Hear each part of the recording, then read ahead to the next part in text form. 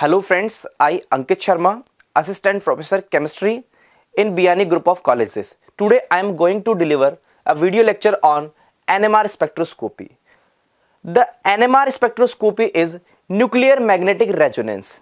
The nuclear magnetic resonance word start with this nuclear. Before the study of nuclear magnetic resonance, we will study about the structure of atom. Atom have two parts. First one is the nucleus and the second one is extranuclear part. In nucleus, two components are present. First one is proton and second one is neutron.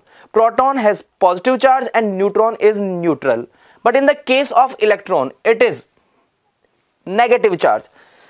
So we will study about the NMR spectroscopy. First we will discuss about the structure of hydrogen atom. Hydrogen atom has one proton and one electron, and the NMR spectroscopy based on the structure of nucleus. So we will study about this proton. So the NMR spectroscopy, also known as proton magnetic resonance. In NMR spectroscopy, first of all we will discuss about its basic principle. Basic principle means ये NMR spectra आता किस तरीके से है. So when a electron spin around the nucleus, just like proton also spin in their internuclear energy levels, so it is called the spinning nuclei. In the absence of applied magnetic field, it will present in degenerate energy state. Degenerate energy states means the same energy states, but when we apply the applied magnetic field, then this spinning nuclei split in two parts, plus half and minus half, and here the spinning nuclei resonance in between these two splitted energy levels, and for this the energy required is equals to h nu, and this is also equal to g beta h naught. This energy is available from the radio wave region. So the NMR spectroscopy is studied in the radio wave region. It is the part of electromagnetic radiations. The NMR spectra basically divided in four parts. First one is number of signal, second one is position of signal, third one is splitting of signal, and the fourth one is the intensity of signal.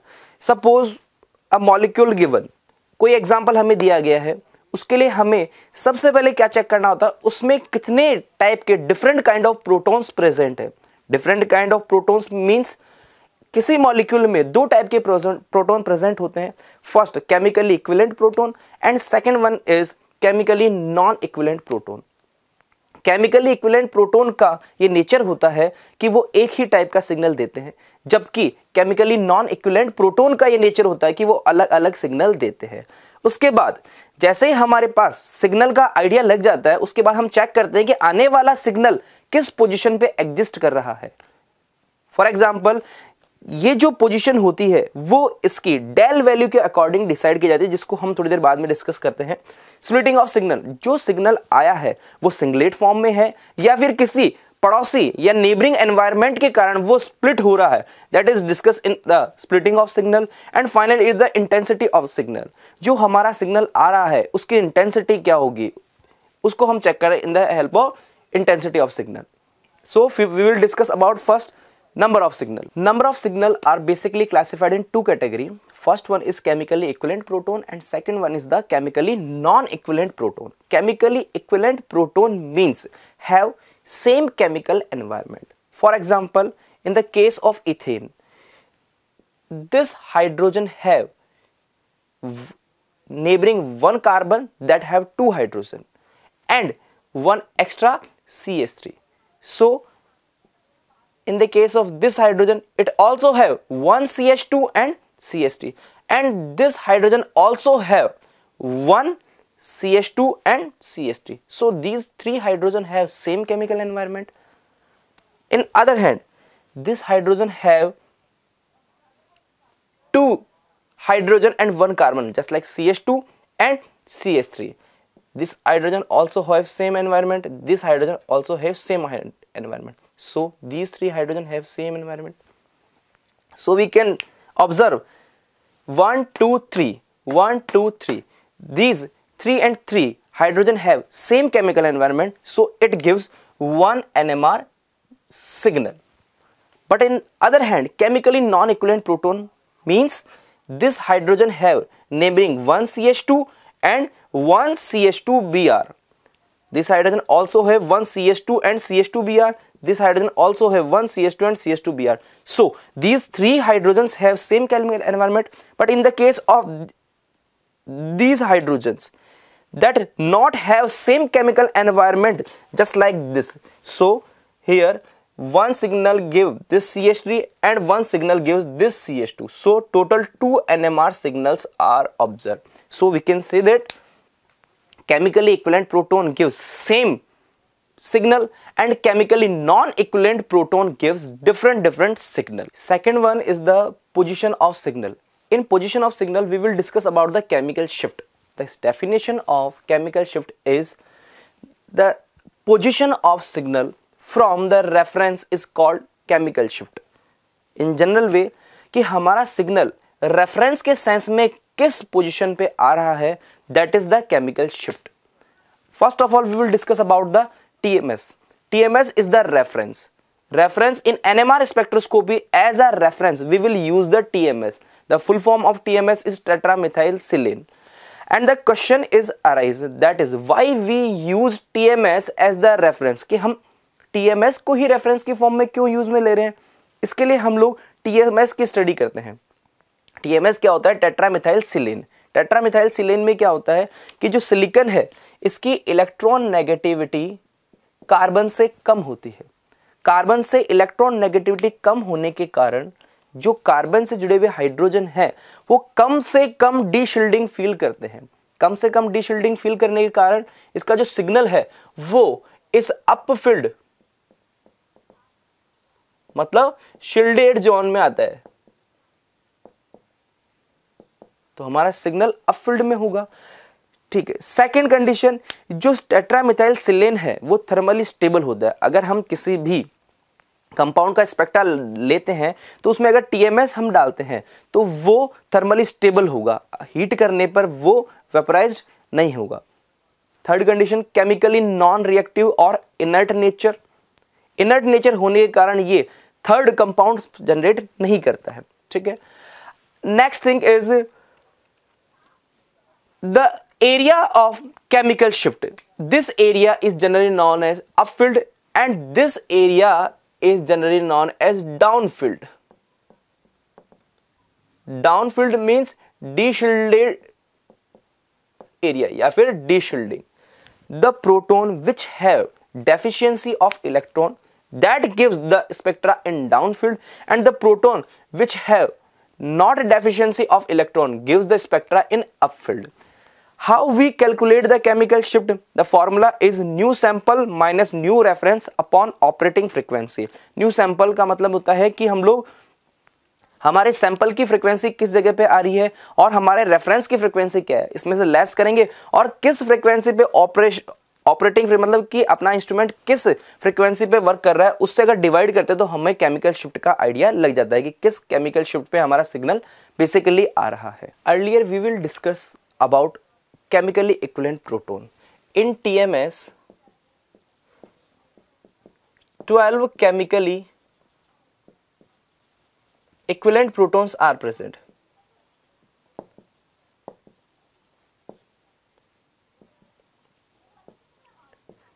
It is one of the feature why we use the TMS. 12 chemically equivalent proton present, so it will give same signal for this NMR spectra. The next thing is splitting of signal. Splitting of signal basically based on this formula 2ni plus 1. Here n is the number of neighboring proton and I is the spin angular quantum number. For the hydrogen atom, the value of I is half. So we will put the value of I in this formula. Then we will get the short form, that is n plus 1. n plus 1 means कोई भी proton अगर signal दे रहा है तो वो signal आता है उसके खुद की वजह से, लेकिन स्प्लिट पड़ोसी की वजह से होता है, मतलब नेबरिंग प्रोटोन की. हम केवल ये चेक करते हैं कि किसी भी प्रोटोन जो भी केमिकल इक्विवेलेंट प्रोटोन है जो कि सिग्नल दे रहा है उसके नेबरिंग एनवायरनमेंट में या पड़ोस में कितने प्रोटोन प्रेजेंट है उसके सेंस में वो स्प्लिट होगा. जनरली कोई भी हम एक केस ले लेते हैं, फॉर एग्जाम्पल अभी जो थोड़ी देर पहले डिस्कस किया था यहाँ पे सिग्नल आ रहा था एक तो इसकी वजह से और एक इसकी वजह से, मतलब एक CH3 की वजह से आ रहा था और एक CH2 की वजह से आ रहा था। तो ये सिग्नल अब स्प्लिट होगा तो हम चेक करते हैं कि इस सिग्नल के पड़ोस वाले जो कार्बन है उसके पास कितने प्रोटॉन प्रेजेंट है। हमने ऑब्जर्व किया कि यहाँ पे 2 प्रोटॉन है, तो ये n+1 फॉर्मूला अगर हम लगाते हैं तो number of n equals to 2, तो 2 + 1 इज इक्वल्स टू आ गया 3, मतलब ये ट्रिपलेट में स्प्लिट होगा। लेकिन अगर हम इस CH2 की बात करें तो यहां पर जो B सिग्नल है वो देखे तो इसके पड़ोस में या इसके नेबरिंग एनवायरनमेंट में हम लोग 3 प्रोटॉन ऑब्जर्व कर रहे हैं। तो यहां पर जो n+1 फॉर्मूला लगेगा वो 3 + 1, because the number of neighbouring proton is 3 and +1 is equals to 4, so it will split in the quadrat. So we can study the number of neighboring proton that split the signal in the various part, for example singlet, doublet, triplet, quadrat, and if more than 5 and 6 then it will concluded as the multiplets. The next part is the intensity of signal. Intensity of signal tells us about the peak area of signal. What is the meaning of peak area? Peak area have 2 parts, this broad part and this sharp part. If we plot a line between these broad part area, then this area is generally known as natural line width. किसी भी signal के लिए natural line width की value जितनी ज्यादा से ज्यादा होगी वो सिग्नल उतना ही ब्रॉड आएगा। ब्रॉड मीनिंग ज्यादा एरिया कवर करता हुआ। और अगर किसी भी सिग्नल के लिए नेचुरल लाइन विड्थ की वैल्यू अगर कम है तो हमारा सिग्नल शार्प आएगा। ठीक है, अब हम लोग चेक करते हैं कि ये जो इंटेंसिटी होती है उस सिग्नल की वो किस तरीके से होती है। अगर हमें सिंगलेट सिग्नल मिल रहा है तो हमें एक शार्प पीक मिलेगी, लेकिन अगर डबलेट है तो हमें जो सिग्नल मिलने वाले हैं वो 2 मिलेंगे, लेकिन इन दोनों की जो इंटेंसिटी है वो एक जैसी ही होगी। लेकिन अगर ये ट्रिपलेट में स्प्लिट होता है तो ये जो इंटेंसिटी होगी, जो कॉर्नर वाले सिग्नल है उनकी इंटेंसिटी सेम रहेगी और जो मिडिल वाला सिग्नल है उसकी इंटेंसिटी ज्यादा होगी। तो ये जो इंटेंसिटी होती है वो कुछ इस तरीके से डिवाइड की जाती है। फर्स्ट, अगर सिंगलेट है, अगर हमारा सिग्नल सिंगलेट है तो यहां जो रेशियो होगा ओनली 1 ही होगा, और अगर ये तो ये 1:1 के सेंस में, और अगर यहां होगा तो 1:2:1। अगर हायर स्प्लिटिंग हो रही है तो 1:3:3:1, 1:4:6:4:1। अब इस चीज को समझने के लिए हम एक बेसिक ट्रिक समझते हैं कि अगर सिंगलेट आ रहा है तो सिंगली एक सिग्नल देगा, लेकिन डबलेट आ रहा है तो आप इसे 2 में स्प्लिट कर दीजिएगा। कॉर्नर पे 1 और 1 हमने लिखा है, लेकिन अगर ट्रिपलेट है तो आप कॉर्नर पे तो 1 1 लिखेंगे, लेकिन जो सेंटर वाला है उसमें इन दोनों को ऐड कर दीजिए, तो 1 2 1। आगे हम चलते हैं, और स्प्लिट हो रहा है तो कॉर्नर पे तो वही 1, अब इससे यहां ऐड किए 2 + 1 = 3, 2 + 1 = 3। Next 1 3 + 1 = 4, 3 + 3 = 6, 3 + 1 = 4 and 1 in corner. This is the intensity of signal. So by the help of these 4 part, first one is the number of signal, second one is the position of signal. Position of signal is chemical shift. Third one is the splitting of signal, and fourth one is the intensity of signal. We will draw a NMR spectra. Let's see the example of ethyl bromide. We will discuss this earlier. Here 2 type of signals are present. First one is the by the CH3 and second one by the CH2. So here CH3 signal is known as A and CH2 signal is known as B. A gives triplet and B gives quadrat. Second thing is when CH3 triplet is observed in this area 1 to 1.05 and the CH2 signal quadrat gives in the area between 2 and 3. This is the NMR spectra of ethyl bromide. These peak areas, the difference in between these peak areas is generally known as coupling constant and it is denoted by the J. If we will deals with the same signal area between the gap in two signal of same proton या same chemically equivalent proton हम कह सकते हैं. So it is known as geminal coupling. In two adjacent proton it is called vicinal coupling, and after this it is called the long range coupling constant. So this is the NMR spectroscopy. दोस्तों अगर आपको हमारा ये video पसंद आया तो आप हमारे गुरु केपीओ चैनल को लाइक, शेयर और सब्सक्राइब करना ना भूलें. Thank you so much.